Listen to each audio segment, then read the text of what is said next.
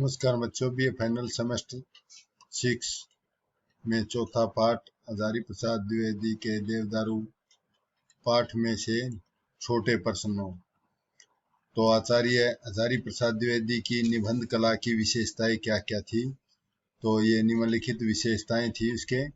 आचार्य हजारी प्रसाद द्विवेदी ने विचार परक, शोध परक, ललित और समीक्षात्मक आत्म विव्यंजनक निबंध लिखे हैं और उनके निबंधों में भारतीय और पाश्चात्य निबंध प्रणाली का सुंदर समन्वय। गंभीर अध्येता होने के कारण पांडित्य का प्रभाव उनके निबंधों में पर पड़ा है।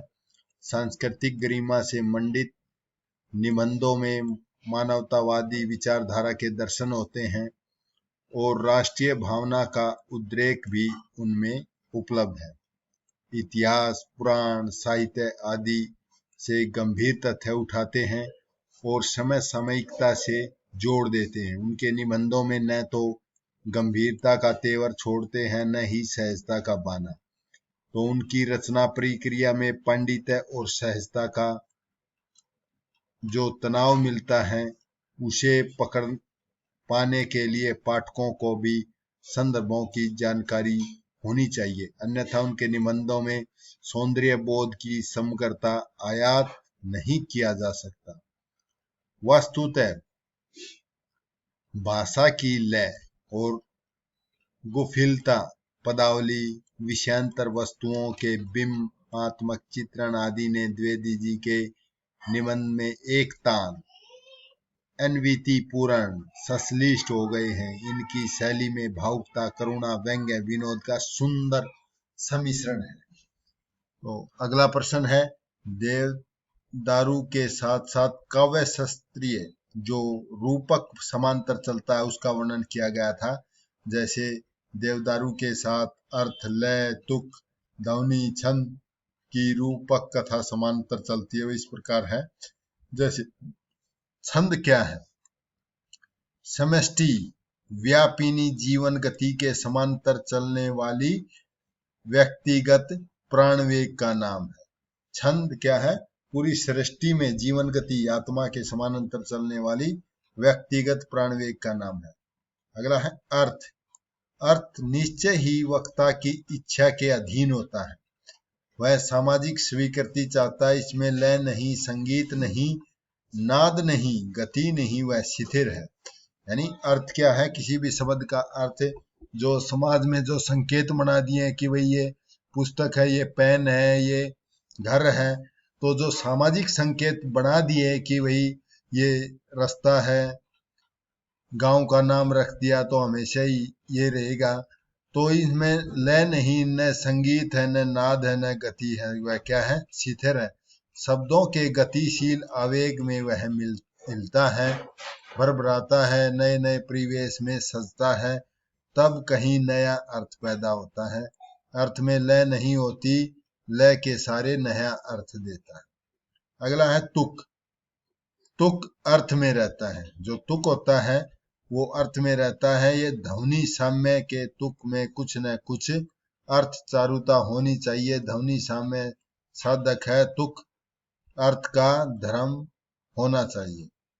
अर्थ और छंद। अर्थ मात्र जाति है, छंद मात्र व्यक्तित्व है। अर्थ आसानी से पहचाना जाता है क्योंकि वह धरती पर चलता है। छंद प्रणाली से पकड़ में नहीं आता, वह आसमान में उड़ा करता है। छंद को आत्मा कहा है और जो अर्थ है उसको जाति कहा। लोग जाति की पहचान कर लेते हैं, एक दूसरे को आसान से पकड़ लेते हैं। और शब्द और अर्थ क्या है? शब्द सदा सामान्य अर्थ को प्रकट करता है। कवि विशिष्ट अर्थ देना चाहता है, वह छंदों के सहारे उपमान योजना के बल पर ध्वनि साम्य के द्वारा विशिष्ट अर्थ का साधारणीकरण करता है। देवदारू अर्थात ही छंद है। छंद प्राणों के आवेग का नाम है, जो चैतन्य की अनुभूति की उल्लासपूर्ण अभिव्यक्ति है। वह अंतस माने अंतरात्मा की ऐसी प्रबल और अदम्य शक्ति है जो भौतिक बंधनों से परे अनंतता की ओर बढ़ती है। अर्थ वस्तु का बाहरी रूप है, अर्थ वास्तविक जगत की सच्चाई है, और जो छंद है वह छंद अंतर जगत की आनंदमयी प्रेरणा है। देव दारू देव भी है और तरु भी है। देव होकर वह छंद है, तरु होकर केवल अर्थ है। तरु माने पेड़ होकर सिर्फ अर्थ है, अर्थ माने तरु आसानी से पहचाना जा सकता है। छंद देव होने से वह पकड़ में नहीं आता, वह आसमान में उड़ा करता है, अतः वह अर्थ नहीं अर्थातीत छंद है। यही कारण है कि वह पृथ्वी के गुरुत्वाकर्षण को पराजित कर उन्मुक्त गगन में विहार करता है। तो अगला प्रश्न है, देवदारू के माध्यम से द्विवेदी जी पाठक को क्या संदेश देना चाहते हैं? मानव को देवदारू की तरह अपने स्थान पर अटल खड़ा रहना चाहिए। परिस्थितियां हवा के झोंकों के आगे घुटने नहीं टेकने चाहिए। समझौते के मार्ग पर नहीं अपनाना चाहिए। समझौते में झुकना पड़ता है, दबना पड़ता है। यदि किसी कारणवश झुकना पड़ता है तो ऐसे मुस्कुराकर जैसे कि मैं सब कुछ जानता हूँ, सब कुछ समझता हूँ, तुम्हारे करिश्मे माने जादू मुझे मालूम है और मुझसे तुम क्या छिपा सकते हो। दूसरा यह है कि मनुष्य को समाज के साथ आत्मसात यानी लोगों की भावनाओं को जागने के आत्मसात करके चलना चाहिए। अलग प्रतीत है अलग का अर्थात जो न लगे, जो सबको लगे वह अर्थ है। एक को लगे बाकी को न लगे तो अनर्थ हो जाता है। क्यों? बहुमत ज्यादा होगा वही उसी की जीत होगी, उसी का समर्थन करेंगे। एक आदमी न्यारा चलेगा उसका कोई नहीं मानेगा। अलगाव पृथकता बुद्धि का नाम है जिसमें मैंपन है या अहंकार है। तीसरा इसका अर्थ है काल्पनिक बातों से डरना नहीं चाहिए। भूत का मस्तक नहीं तो मस्तिष्क कहाँ, लता ही कट गई तो फूल की संभावना कहाँ रह गई। तो मन में आत्मविश्वास जागृत करो। भूत की पिटाई वह कह उठेगा कि अब फिर वह गलती नहीं होगी। आज से मैं तुम्हारा गुलाम। देवदारू के पेड़ से भूत की पिटाई की थी तो बिना सिर का था, इसीलिए वह ऐसा भूत नहीं होता। काल्पनिक डर की विवेक को देवदारू से रद्दे पर रद्दा मारो, भय आपसे भयभीत हो जाएगा। चौथा इसमें संदेश दिया है, मानव को जाति में नहीं उसके व्यक्तित्व की पहचान होनी चाहिए, उसके गुणों की पहचान होनी चाहिए। व्यक्तित्व अर्थात गुण उसके असामान्य विशेषताओं से है। इंदिरा जी का महत्व नेहरू की पुत्री होने के कारण नहीं बल्कि उसकी सफल कूटनीति और राजनीति के कारण थी। संस्कृत के एक सूक्तिकार हैं, गुण है सर्वत्र पूजते पितृवंश निरर्थक। और पांचवा इसका अर्थ है या संदेश है, देवदारू की तरह इस मृत्युलोक से जीवन शक्ति ग्रहण करो, रस प्राप्त करो, चेष्टा करो ऊपर उड़ने की, और पृथ्वी पर रहकर दूसरों को अभयदान माने भय से रहित करो। जियो और जीने दो, उड़कर स्वर्ग लोक के मर्म भेद को जानने की चेष्टा करो। ऊंचे उठने का मार्ग है ध्यान, धारणा और समाधि। ध्यान, धारणा और समाधि ये तीन है। ध्यान लगाओ, अपनी आत्मा को ऊपर उठाओ।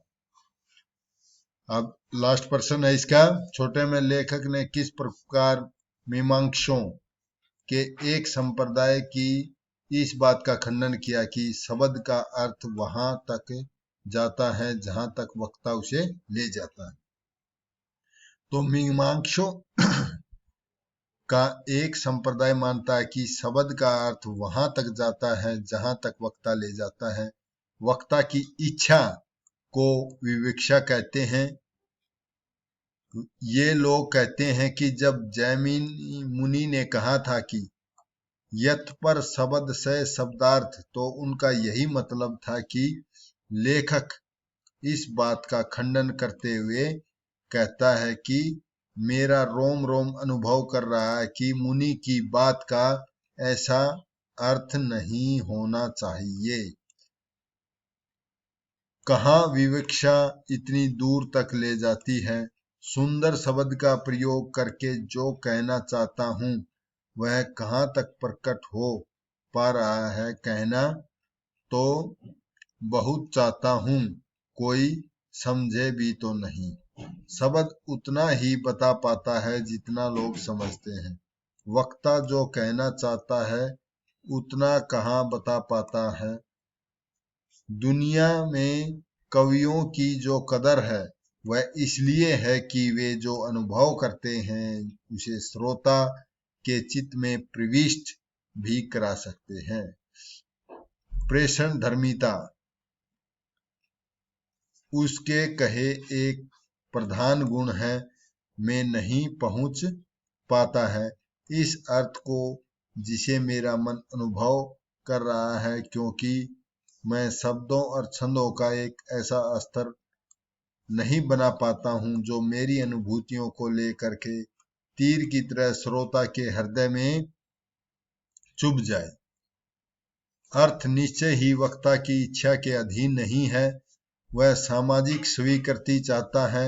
इसमें लय नहीं, संगीत नहीं, गति नहीं, शिथिर है। शब्दों को गतिशील आवेग में वह हिलता है, भरभराता है, नए परिवेश में सजता है, तब कहीं नया पैदा करता है। अर्थ में लय नहीं होता है, वह लय के सारे नया अर्थ देता है। तो इस प्रकार ये प्रश्न तुम्हारे खत्म हो गए। किसी को समझ में नहीं आया तो पूछ सकती हैं मेरे से। अब एक एक नंबर के भी आएंगे। तो एक एक नंबर के हैं। देवदारू वृक्ष के निबंध के लेखक का नाम है हजारी प्रसाद द्विवेदी। हजारी प्रसाद द्विवेदी का जन्म कब कहाँ हुआ? उत्तर प्रदेश के बलिया के आरत दुबे का छपरा नामक गांव में हुआ था 1907 ईस्वी में। तो हजारी प्रसाद द्विवेदी के बचपन का नाम क्या है? बैजनाथ द्विवेदी। ये इंपॉर्टेंट पर्सन है, ये आ सकता है। और द्विवेदी जी किस वर्ष काशी हिंदू विश्वविद्यालय में हिंदी के प्रोफेसर व विभाग अध्यक्ष नियुक्त हुए? 1950 में। द्विवेदी जी किस वर्ष पंजाब विश्वविद्यालय चंडीगढ़ में प्रोफेसर नियुक्त हुए? 1960 में। द्विवेदी जी को किस वर्ष भारत सरकार द्वारा पद्म विभूषण से अलंकृत किया गया? 1957 में। द्विवेदी जी किस वर्ष केंद्रीय हिंदी साहित्य अकादमी द्वारा पुरस्कृत हुए? 1973 ईस्वी में। द्विवेदी जी के दो निबंध कौन से हैं मशहूर? अशोक के फूल और कुटज। और द्विवेदी जी के दो उपन्यासों के नाम? बाण भट्ट की आत्मकथा पुनर्नवाद और चारू चंद्र लेख। 4 निबंध है वैसे तो इसके। अनामदास का पोथा। द्विवेदी जी की दो समीक्षात्मक ग्रंथों के नाम? सूर साहित्य और कबीर। द्विवेदी जी का निधन कब हुआ? 1979 ईस्वी में। लेखक के अनुसार देवदारू का नाम कितना पुराना है? देवदारू का नाम कालिदास और महाभारत से भी पुराना। लेखक ने किसे और किसी समझे हुए कवि के चित्तर या मूर्तिमान छंद कहा है देवदारू को? देवदारू कैसा छंद है? अर्थातीत छंद है। शिव ने उल्लास तीर एक उद्दाम नृत्य किया था तो किसने उस नृत्य को याद कर लिया था? तंडु मुनि ने। तंडु मुनि ने किस नृत्य का प्रवर्तन किया? उसे क्या कहा जाता है? तांडव को। तांडव कैसा नृत्य है? रसाभाव विसर्जित नृत्य है। द्विवेदी जी ने शास्त्री की उपाधि किस वर्ष प्राप्त करी? 1929 ईस्वी में। द्विवेदी ज्योतिषाचार्य की उपाधि कब प्राप्त की? 1930 में। द्विवेदी जी ने किस वर्ष शांति निकेतन के अध्यापक? 1940 में। द्विवेदी जी ने किस संत कवि का गहन अध्ययन किया है? कबीर का अध्ययन किया है। लखनऊ विश्वविद्यालय से डी.लिट मानक की उपाधि प्राप्त की है। और छंद की आत्मा क्या है? एकीभाव किस एकाग्रता के योग को सिद्ध होता है? ध्यान, धारणा और समाधि की एकाग्रता से। और समाधि क्या है? प्रकृति के असंयत फिकाव को नियंत्रण करने का उल्लास का नाम समाधि है।